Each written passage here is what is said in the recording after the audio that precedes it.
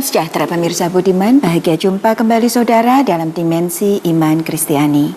Acara yang melalui pelayanan media Antioquia Pama, kami rancang, kami kemas, kami siapkan khusus bagi saudara, guna gali pertanyaan, cari jawaban dan bangun pemahaman perihal berbagai fenomena dalam keseharian kehidupan kekristenan kita.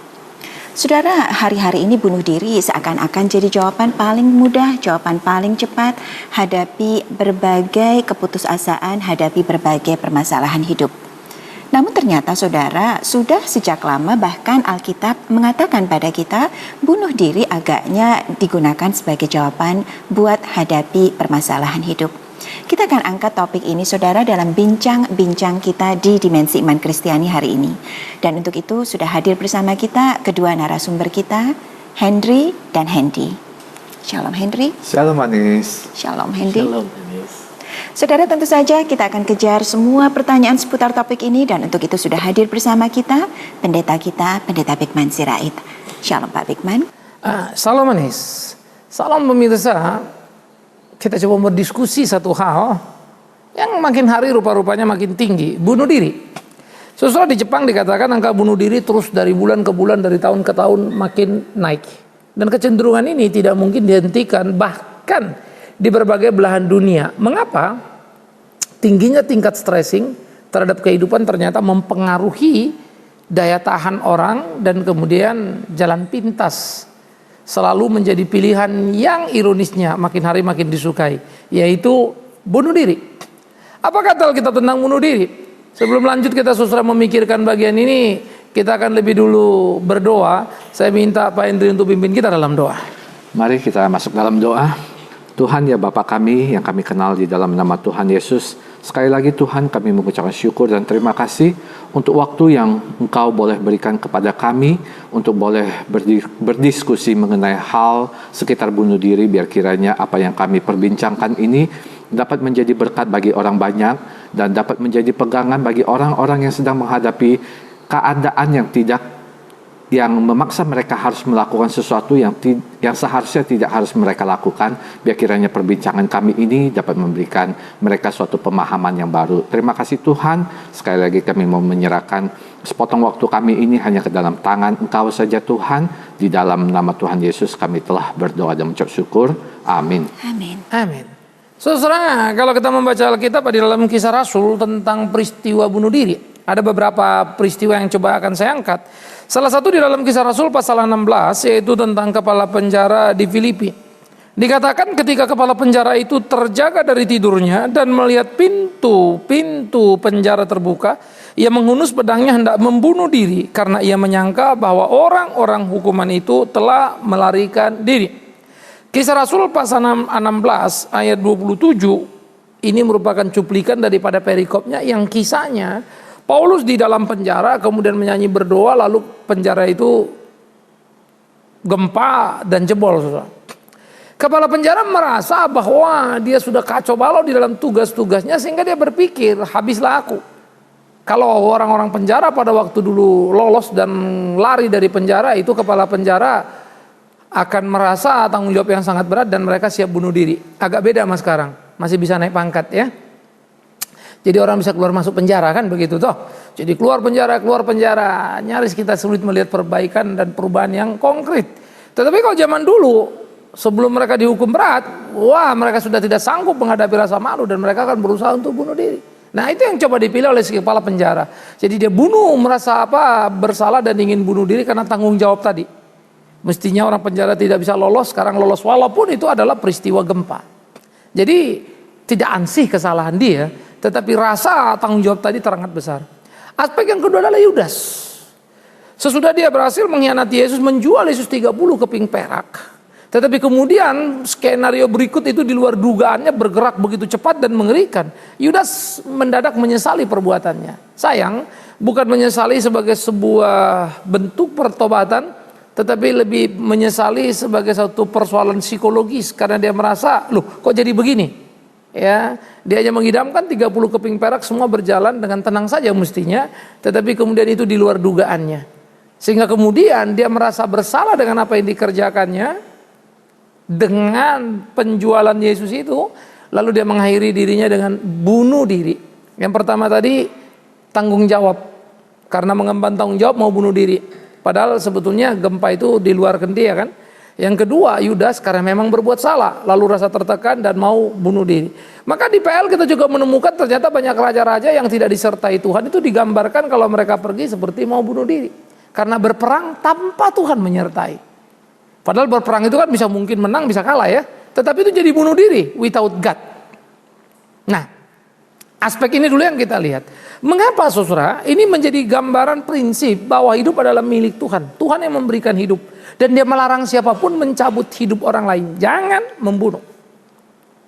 Itu dulu. Sehingga kalau dalam perjanjian lama terjadi pembunuhan itu lebih kepada simbol pembunuhan terhadap dosa. Maka tidak boleh membunuh antar umat pilihan. Sekalipun umat pilihan bisa membunuh yang bukan pilihan. Atau umat pilihan yang kemudian berbuat dosa. Dirajam sampai mati misalnya. Atau apapun hukuman-hukuman yang berlaku. Itu menjadi simbol terhadap pembersihan dosa.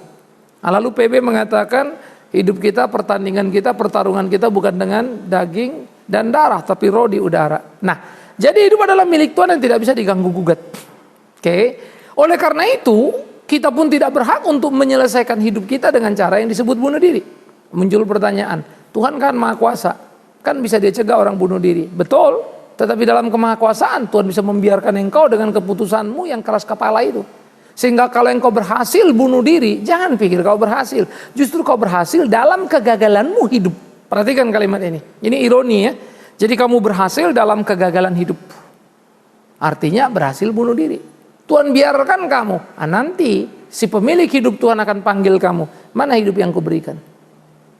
Kenapa kamu ambil? Apa hakmu? Waduh, itu penghukuman akhir yang akan menjadi serius saudaraku yang kekasih. Karena itu bunuh diri tidak pernah dibenarkan oleh dan untuk alasan apapun. Karena membunuh diri sama dengan pertama, menganggap dirimu milikmu dan bukan milik Tuhan. Itu dulu. Yang kedua, menghina Tuhan seakan-akan Tuhan tidak bisa memelihara kamu. Yang ketiga, kamu meragukan bahwa masa depan adalah sebuah proses dalam kehidupan di tangan Tuhan. Dan kamu berpikir kamu bisa membereskan semua.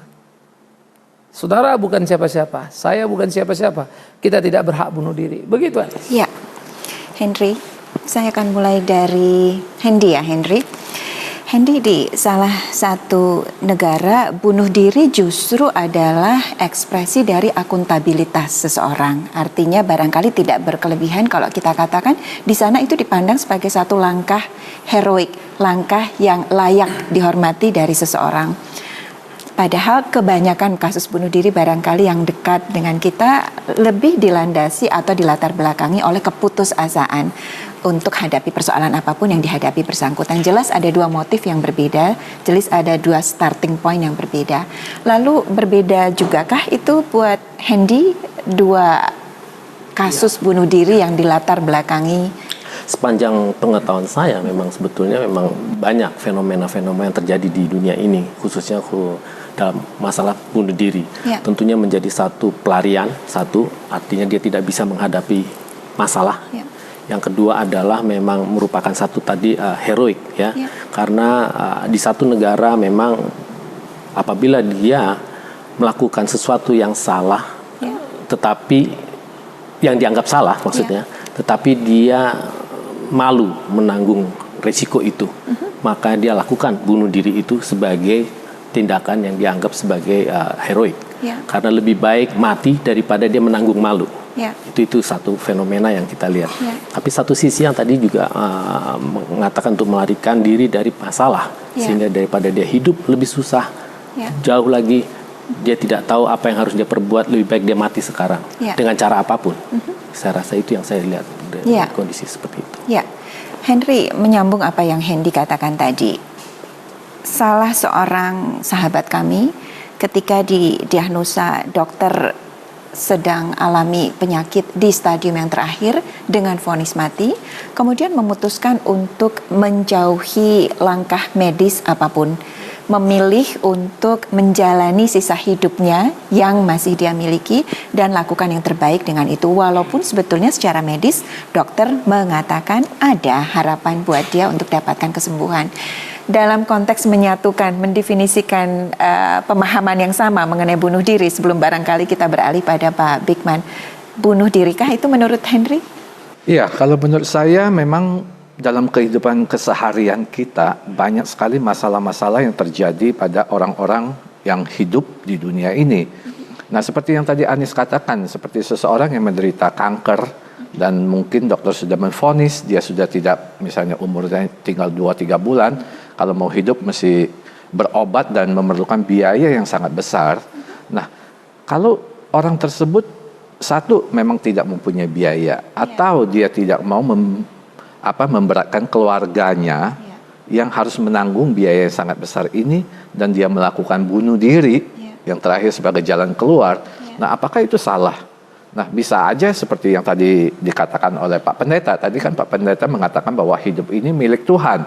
Tapi kan sangat naif sekali kalau kita langsung menyambungkan kepada sana. Setiap orang toh mempunyai, dia punya keputusan sendiri, dia memang tidak mau menyusahkan orang. Nah, sedangkan kalau kita hubungkan kepada orang Kristen sendiri, kalau orang Kristen sendiri tidak turun tangan membantu, apakah dia juga salah? Kan mungkin mesti kita pilah-pilah begitu. Iya, ya, Pak Bigman, gantung diri, potong nadi, berbagai drama bunuh diri, semua orang sepakat mengatakan itu bunuh diri. Tapi kasus yang barusan, Pak Bigman, atau barangkali kasus yang serupa meskipun tidak persis sama barangkali, lifestyle yang ceroboh, pola makan yang tidak benar, yang kita tahu relatifnya barangkali cuma dalam soal waktu, yang satu sesegera itu mati, yang satu barangkali butuh lebih banyak waktu sebelum kemudian mati. Itu cara yang benarkah buat kita untuk definisikan? Gini, ada saya kira dua konteks yang berbedanya begini. Kalau orang tidak makan tidak teratur misalnya, dia tidak dalam rangka bunuh diri, tetapi cara hidup dia yang tidak tertib bisa membuat dia mati lebih mudah. Ya, itu dulu. Dan itu hidup tidak bertanggung jawab, itu juga dosa. Karena hidup harus bertanggung jawab, tapi bukan dalam konteks bunuh diri. Harus hati-hati dulu. Karena ternyata ada hidup orang amburadul nggak karu-karuan, heran umurnya panjang aja itu. Ya, nah itu case sendiri, tapi bukan soal bunuh diri. Yang kedua tadi, kalau menyangkut bunuh diri, lalu orang itu sekarang dokter bilang diobatin, ada harapan, ya. Tetapi kemudian apa yang dimaksud dengan harapan ini? Apakah harapan yang bisa dicapai apa tidak? Misalnya bisa berobat ke luar negeri, satu pilnya 10 juta misalnya. Kalau bisa dicapai tentu dikerjakan. Kalau tidak, tentu tuh ada satu situasi yang dia tidak bisa. Tapi bukan dengan bisa lalu dengan sadar dia sengaja memilih mati. Itu lain lagi, itu bunuh diri jadinya. Dengan sengaja memilih mati, ya. Apapun alasannya. Oke. Tetapi karena tidak berdaya memilih hidup, untuk umur panjang tadi, penyembuhan yang ternyata expense-nya sangat tinggi, itu kan tidak berdaya. Itu beda lagi. Nah, jadi kita mesti menempatkan dulu persoalannya di mana, bukan persoalan choice-nya dia, tetapi kondisinya dia terhadap sebuah keputusan tadi. Nah, tetapi kalau kalian sudah berbicara kepada sudut medis begitu, yang lebih repot memang kan adalah pasien. Yang dokter bilang ini berat nih, akan berobat terus hidup. Tapi kalau berobat terus biayanya tinggi, lama-lama bisa semua terjual habis dan segala macam. Lalu disarankan, ya sudahlah, toh hidup juga nanti begini terus, suntik. Satu pihak memang dokter membunuh dia jadi pembunuhan, tapi di lain pihak itu kalau permintaan si pasien, bunuh diri kan. Pelakunya dokter dengan menyuntik, tapi atas permintaan dia. Jadi ada satu pembunuh, ada satu yang minta dibunuh. Nah, jadi bunuh diri juga.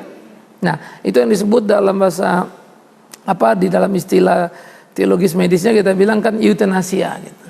Ya, atau kemudian mercy killing. Jadi membunuh dengan asumsi kasih sayang. Menolong dia, menolong orang lain. Nah, balik lagi tadi, hidup kan hak Tuhan. Sehingga sebetulnya memang menjadi dilema yang tidak mudah ketika orang itu sangat sakit, ya. Tetapi kalau dia tidak berobat lalu rasanya sakit, sehingga dia kemudian menyuntikkan badannya. Saya selalu percaya begini, tidak ada satu peristiwa pun terjadi dalam hidup ini tanpa pesan Tuhan di dalamnya. Apa? Nah, itu memang sangat personal. Dan yang kedua, memang kita selalu punya argumentasi bahwa terlalu berat. Ya, enggak, kamu ngalamin ini, kan saya ngalamin, bukan kamu. Coba kalau kamu yang ngalamin. Orang selalu begitu. Padahal kita juga punya persoalan yang berat, jenis berbeda. Tetapi itulah, kita sangat mampu mengasihani diri, tetapi tidak mampu mengasihi Tuhan. Yang memberi kita hidup tidak mampu mensyukuri hidup yang diberi oleh Tuhan itu. Kita hanya bisa mengasihani diri dalam hal saya menderita, saya nggak kuat, saya nggak tahan, ini berat, terlalu sulit, terlalu ini. Tapi hidup yang dikasih Tuhan kita nggak kasihi. Nah, ini memang dilematis, menjadi perjuangan yang sangat sulit. Nah, karena itu di sini memang memerlukan kedewasaan keimanan. Kalau dia sudah nggak kuat dan dia tidak dewasa dalam hal itu, ini memang jadi problematik. Dan ini akan selalu muncul. Sehingga bunuh diri itu sadar atau tidak, ya sudah terus terjadi. Dalam tindakan yang paling kasar, ada orang lompat loh dari atas. Kenapa dia? Kalau you cek ternyata dia hidup, ternyata dianggap, misalnya suaminya anggap atau istrinya anggap atau orang lain anggap kamu ini hidup bikin beban, bikin salah, bikin malu. Daripada saya jadi aib, untuk menyelamatkan keluarga dia mati. Dia lompat bunuh diri. Lalu suratnya itu yang paling ironis. Aku pikir, aku sadar, memang aku salah, aku aib, aku ini bikin malu keluarga segala macam. Aku pilih aku mati dengan kesadaranku. Semoga kematianku membersihkan nama keluarga. Dia lompat. Begini Pak, tadi Bapak mengatakan bahwa misalnya kita tidak bisa mengasihi hidup kita ini sendiri. Kita hanya bisa meratapi keadaannya kita. Kalau kita balik-balik kan menjadi suatu pertanyaan yang tidak akan habis, yang akan bergulung terus. Orang kan bisa berargumentasi bahwa loh, saya hidup kan bukan sesuai dengan permintaan saya untuk hidup. Saya kan hidup, dilahirkan sudah ada di dunia ini. Nah, itu satu Pak. Yang kedua adalah tadi yang di awal pembukaan tadi Bapak juga mengatakan bahwa kadang-kadang ada orang menanyakan kenapa Tuhan kan bisa saja mencegah orang pada saat ingin bunuh diri. Nah, kita nggak ke poin itu Pak. Sebelum orang bunuh diri kan kondisi-kondisinya ini ada dulu sehingga membuat orang bunuh diri. Nah, pada waktu kondisi-kondisi ini yang dihadapi, kenapa Tuhan pada saat itu tidak ikut campur kan? Berarti kan di sini ada terjadi kasih Tuhan itu berbeda. Jadi ini bagaimana itu Pak? Jadi ini menarik kalau kita bilang yang pertama tadi ya. Orang ini kan lahir bukan dia minta. Lalu dia merasa kenapa persoalan seperti ini. Lalu saya bilang dia tidak mengasihi hidup. Kapan sih persoalan mau bunuh diri itu datang? Pasti bukan sejak lahir ya. Pasti bukan lagi enak kan. Lagi tidak enak. Yang jadi persoalan kan dia tidak pernah mengcompare. Kenapa waktu hidup enak you gak mau bunuh diri? Waktu ada persoalan you mau bunuh diri. Karena anggap Tuhan gak baik. Loh, kenapa kamu juga gak catat? Kenapa kamu bisa enak, bisa gak enak? Yang bikin siapa? Kan judul hidup itu kita yang bikin. Cuma titik akumulasi ini, di titik ini dia bergumul, gak inget lagi dia tuh 5, 10 tahun, 20 tahun. Dia gak tahu deh. Yang kan kita selalu concern fokus kepada apa yang sedang saya alami. Maka saya suka lagu, hitunglah berkatnya dari hari ke hari. Ya memang kita lupa ngitung berkatnya. Kalau ngingat susahnya, wah itu susah banget. Kalau ngitung berkatnya, benar juga ya. Sebetulnya memang saya susah, tapi kalau ingat berkat Tuhan, nggak ada berapanya ini. Nah, balik ke persoalan yang kedua tadi, kenapa Tuhan nggak tolong orang itu lagi susah sebelum dia bunuh dirinya kan begitu kan? Lalu kita tanya lagi, bagaimana kita tahu juga dia Tuhan nggak tolong? Misal, kalau Alkitab mengatakan kepada kita datanglah yang letih lesu dan berbeban berat misalnya kan ya, atau Alkitab mengajar banyak hal kepada kita, dan saya percaya kalau orang melakukan itu pasti dia akan selamat, dia akan kuat gitu. Kan sama saja seperti ulangan, ada orang tidak lulus, lalu guru mengumumkan dia tidak lulus, kan dipermalukan dia di satu kelas. Tapi mungkin guru juga dengan berat hati mengatakan tidak lulus.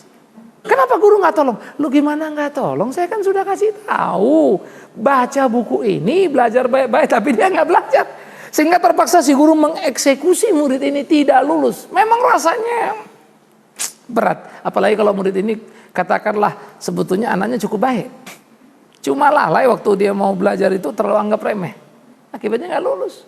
Nah, cuman orang kan lihatnya waktu si guru ngumumin kan, masa anak baik nggak lulus, gurunya kelewatan, bikin dia angkanya jelek, tapi masa guru nggak tolong? Lah, lalu guru disuruh melanggar peraturan supaya anak ini lulus. Padahal dengan guru melanggar peraturan supaya si anak jadi benar, itu pun peraturan yang dilanggar karena nggak benar dibenarkan kan gitu.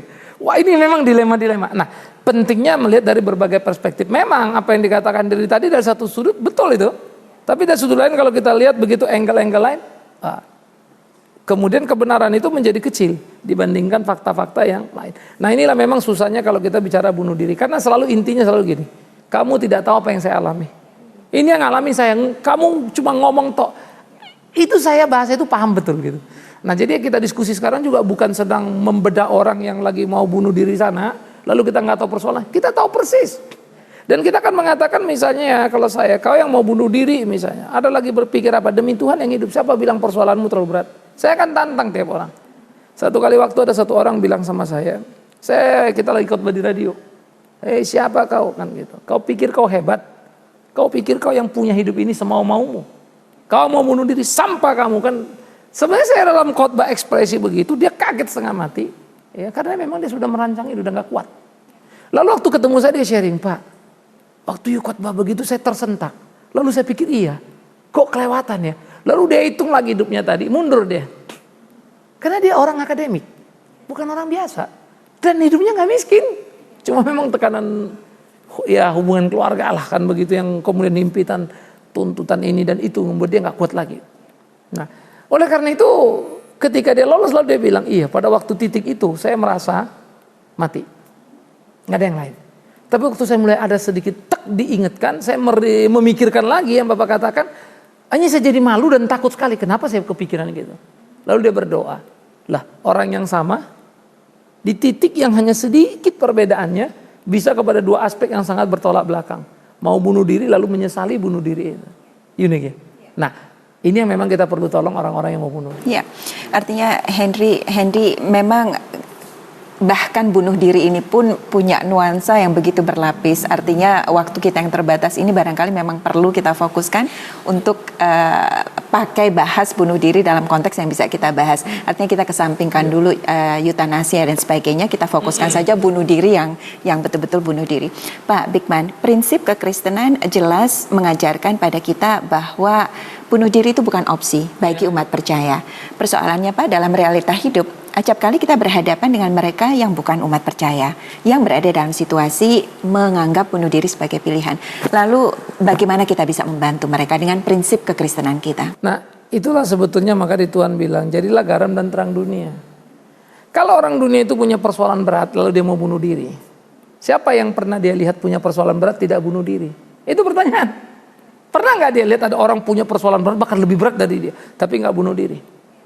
Repotnya orang Kristen judulnya mirip, sehingga dia nggak learning something dari orang Kristen.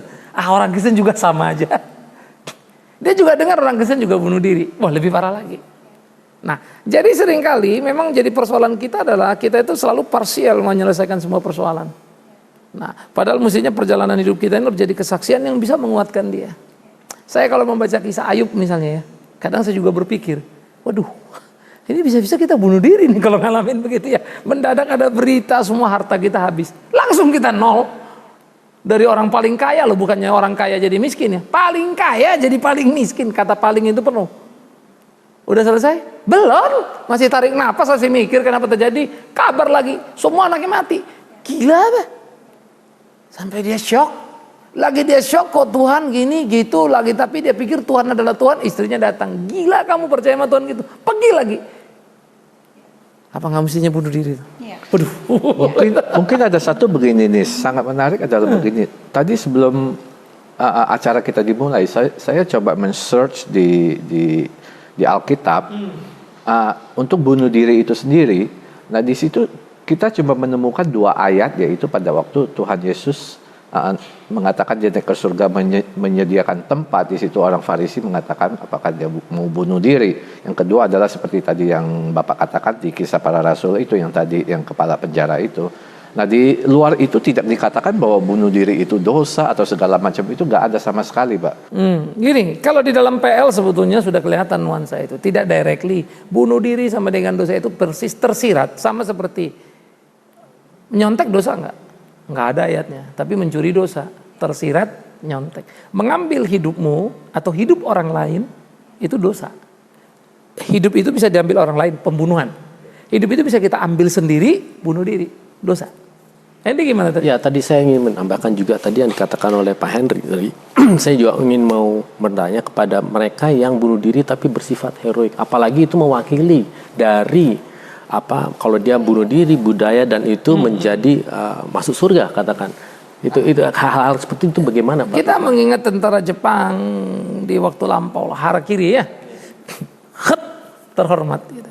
Tapi jangan lupa mereka memang bukan memahami itu bunuh diri, tapi mereka adalah memahami menjalankan tugas yang mereka emban. Nah, ini adalah mindset. Sehingga pada waktu mereka mengemban tugas itu kan tugas dari kaisar. Kaisar itu kan titisan dewa. Sehingga pada waktu mereka mati dengan kehormatan yang tinggi, mereka akan dapat berkah dari dewa. Sama kalau kemudian agama jihad gitu loh. Mati karena berjihad. Ya, itu kan jihad dalam tanda petik di dalam mindsetnya Harakiri itu. Jadi mindset Harakiri itu jihad itu tidak pernah kalah. Sehingga daripada pulang kalah kepala ketunduk ya bunuh diri. Tapi dia memberi kemenangan dalam harga dirinya terhadap bangsanya. Gila orang ini yang nggak bisa disentuh loh ini. Nah, jadi dia memberi kemenangan sehingga ada kebanggaan orang-orang lain itu bisa mengangkat kepala, kemudian mereka hebat, dia lanjutkan lagi perjuangan gitu. Jihad juga sama, saya ambilnya orang lain. Kamu membunuh? Enggak. Saya yakin dengan membunuh orang ini kafir, saya masuk surga. Kita bilang, aneh sekali nih. Kan gitu ya. Lalu kita mulai berpikir antara mengambil nyawa atau memberi nyawa. Ada juga yang nekat. Dia maju, dia tabrak. Nah, misalnya bom bunuh diri. Gimana itu kan? Bunuh diri kan. Menurut kita loh. Di mindset dia lain. Waktu dia melakukan itu 70 bidadari sedang menunggu dia. Itu mindset yang dia bangun. Nah, oh ini agama. Nanti dulu karena orang yang seagama dengan dia pun ternyata berbeda juga. Oh nggak ada diajarkan begitu kan gitu ya. Nah inilah sulitnya sebuah mindset itu dipandang, dipahami, lalu siapa yang bicara memang jadi penting. Iya, Pak Bigman, ada satu pertanyaan yang terpaksa jadi pertanyaan terakhir kita, karena sebetulnya saya tahu adalah jauh lebih banyak pertanyaan yang mau ditanyakan. Pak Bigman, bahkan anak-anak mengucapkan pameo ini, bunuh diri masuk neraka loh. Artinya sudah jadi pemahaman umum bahwa bunuh diri itu masuk neraka. Pertanyaannya Pak, tidakkah kita sedang menghakimi?